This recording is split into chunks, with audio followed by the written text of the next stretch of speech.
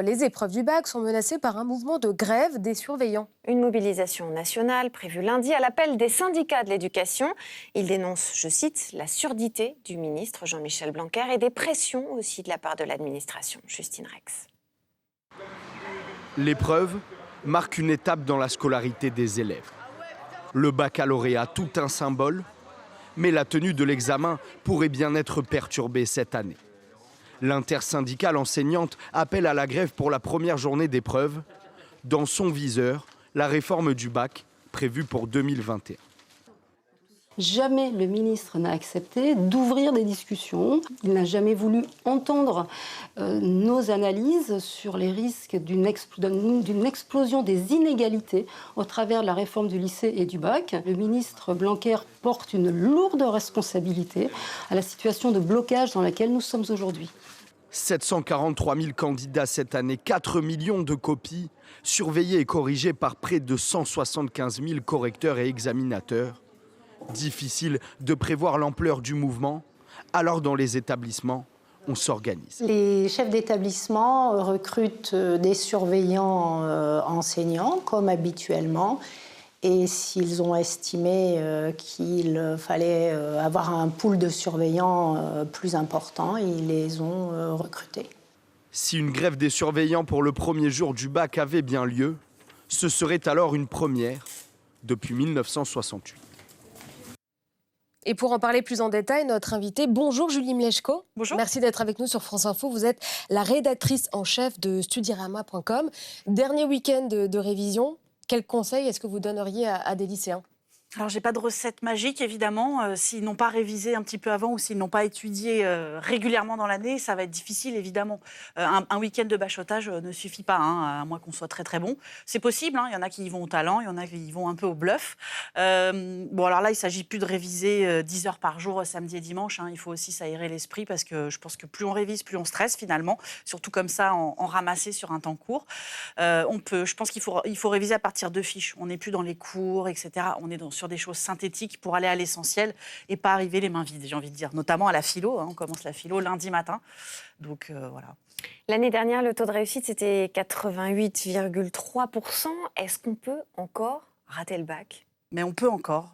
Vous pouvez vous réveiller avec une migraine lundi et complètement ratée. Vous pouvez paniquer. Il y a beaucoup de gens, finalement, c'est la panique, c'est le stress qui leur fait rater le bac.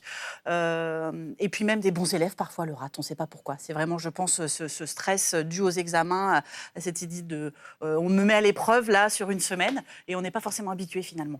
Alors justement, vous parlez du stress. Qu'est-ce que vous avez de bons conseils pour le surmonter ? Quand on est là à ma place, c'est facile de dire mais ne stressez pas, etc. Moi, j'ai passé mon bac, j'ai stressé. Je pense que c'est du bon. Le stress peut être bon aussi. Je veux dire, souvent, c'est avant que le sujet arrive, notamment le premier jour. Donc, avant que le sujet arrive, oui, vous sentez que ça monte. Et puis, une fois que le sujet est là, vous y êtes, ça y est. De toute façon, il faut y aller. Donc, faire comme si vous étiez en cours. Et puis, pas être le meilleur, mais faire de votre mieux. C'est un prof de philo hier soir qui me disait ça. Et il a raison, je crois. La réforme 2021 introduit le contrôle continu pour le bac. Est-ce que ça, justement, quelque part, c'est une manière de rétablir l'égalité, l'équité entre ceux qui ne gèrent pas leur stress et les autres ? Alors ça peut, évidemment, ça peut tout à fait, vous avez raison. Maintenant, je pense que ça va être aussi le moyen finalement pour que chacun travaille régulièrement.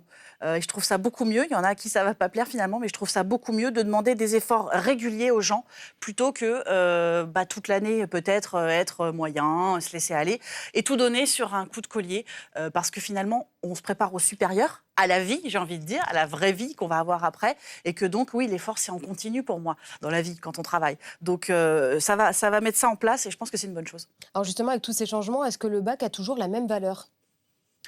Alors, si on parle du bac général, pour moi, il a aujourd'hui plus une valeur presque sentimentale. C'est un rituel de passage, comme vous disiez, ils sont très nombreux à l'avoir.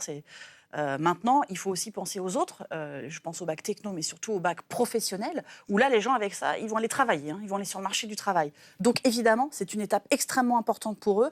C'est le début de quelque chose de très important. Donc, il ne faut pas sous-estimer quand même la valeur du bac, d'après moi. Une dernière question, Parcoursup, ça s'est amélioré, pas trop par rapport à l'année dernière? Qu'est-ce Alors que vous en pour pensez? l'instant, bizarrement, je trouve qu'on en entend très peu parler. Voilà, on sait qu'il reste à peu près un peu moins de 100 000, je crois, étudiants. Alors sur le carreau, non, mais qui n'ont pas de proposition pour l'instant. On a encore finalement jusqu'au 25 juin, voire même jusqu'au 19 juillet. 25 juin commence la phase complémentaire. Donc pour l'instant, ça a l'air de plutôt bien se passer. Je pense qu'on va en entendre parler après le bac, parce que là, c'est le bac qui occupe les esprits. Merci beaucoup Julie Mleczko d'avoir Merci. été en direct avec nous ce matin sur France Info pour parler du bac.